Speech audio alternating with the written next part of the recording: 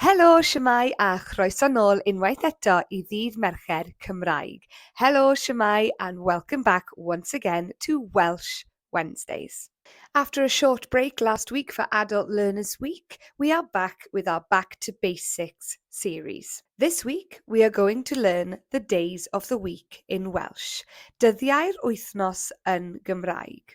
Now, the structure of Welsh days is very much like the English. You have something, day. Dydd is day in Welsh.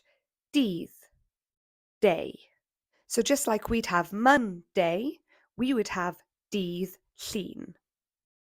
Week is wythnos. Wythnos, week. Ready to go through them all? Let's go. Bant â ni. Dydd llun, Monday. Dydd Mawrth, Tuesday. Dydd Mercher, Wednesday. Dydd Iau, Thursday. Dydd GWENER, Friday. Dydd SADWRN, Saturday. Dydd Sul, Sunday. Here they are one more time for you. So there you have it, the days of the week in Welsh. Dyddiau'r wythnos yn Gymraeg.